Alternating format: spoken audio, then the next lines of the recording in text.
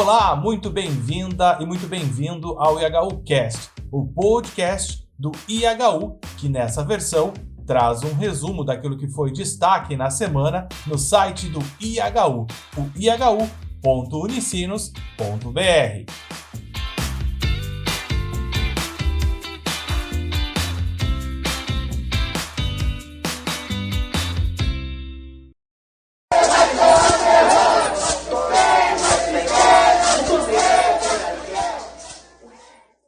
O canto que ouvimos é de celebração. Nele, povos indígenas comemoram os votos pela derrubada do marco temporal que voltou à pauta do STF nesta semana.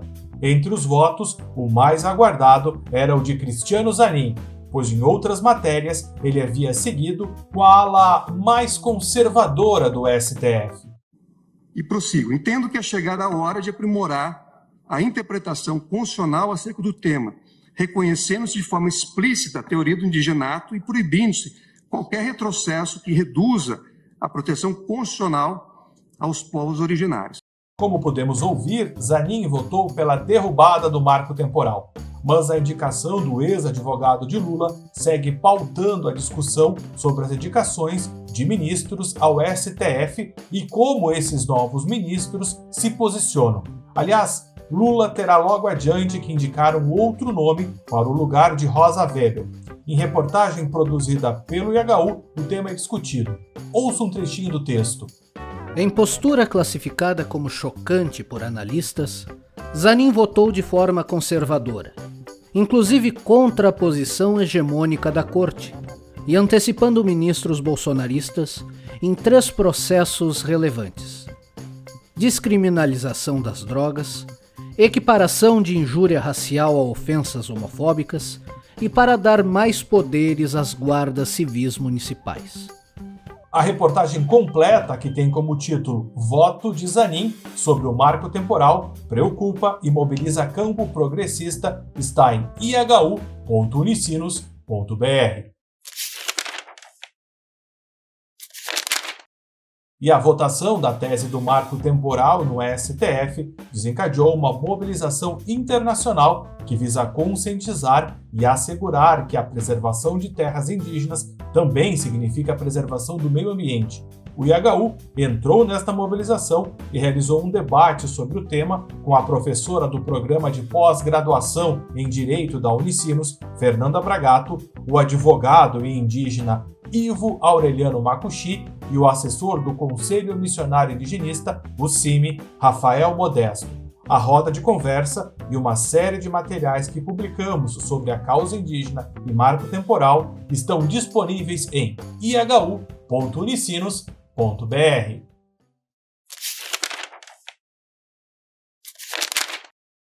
E falando em mobilização para sensibilizar as pessoas para a preservação ambiental, o Papa Francisco confirmou que esta semana lançará uma nova versão de Laudato Si.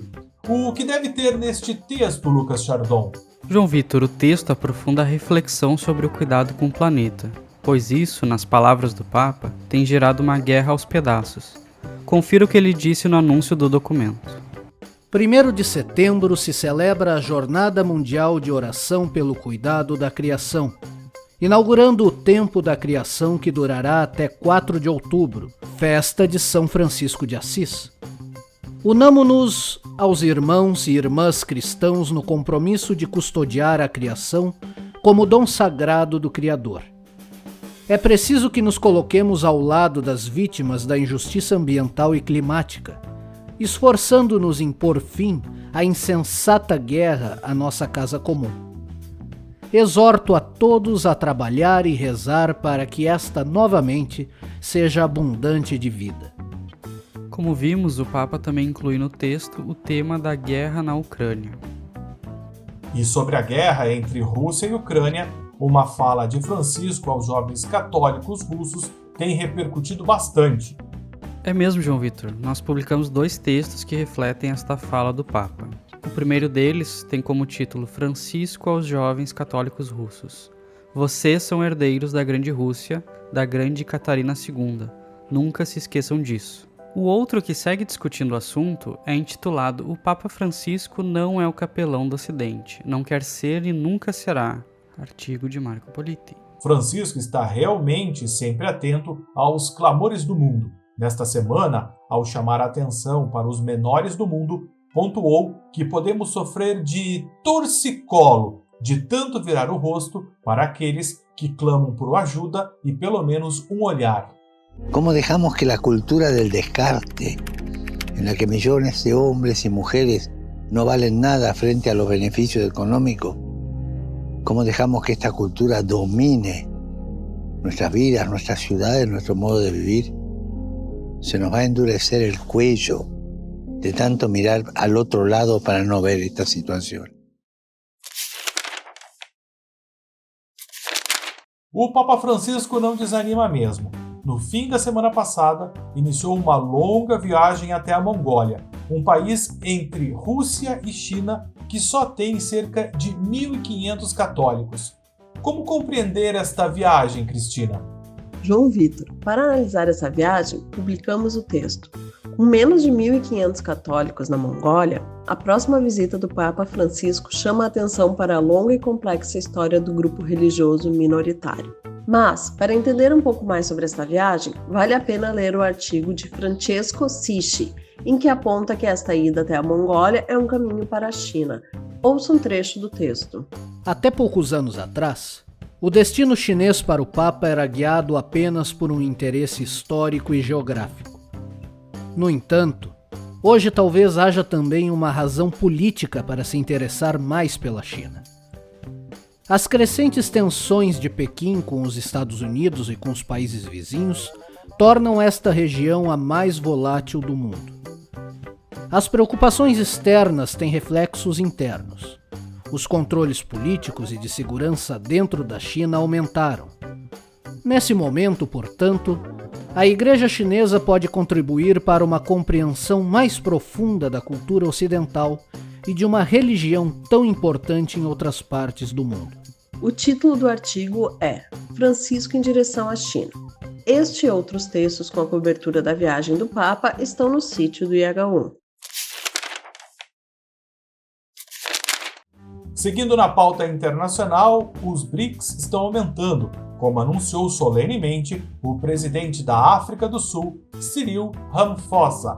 É ele que ouvimos agora na tradução do canal gov.br, que é do governo brasileiro.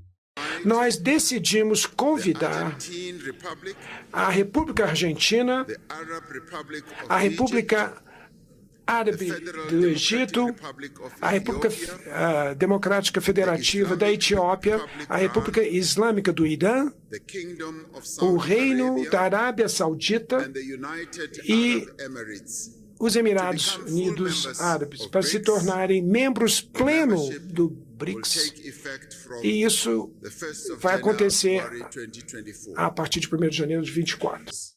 Esta esticada nos BRICS vem explodindo a ordem internacional, como aponta José Luiz Fiore em entrevista que publicamos esta semana. O título é justamente uma frase dele: Novo BRICS explode a ordem internacional. Além deste texto sobre o tema, destacamos o texto BRICS amplia bloco, mas seu futuro dependerá das relações gélidas entre Xi e Modi, e o texto que diz Reflexos sul-americanos do conflito Washington-Pequim. Todos esses e muitos outros estão disponíveis no ihu.unicinos.br. A violência também foi pauta do IHU nesta semana. José Cláudio Alves, em entrevista ao IHU, destacou que a relação entre a milícia e o Estado brasileiro é cada vez mais próxima.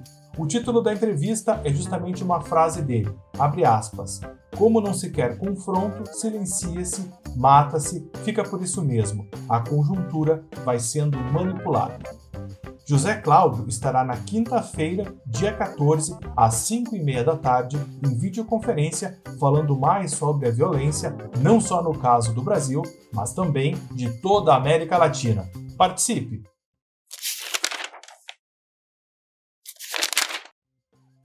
Para encerrar, Cristina Guerini e Lucas Chardon trazem outros destaques do site do IHU.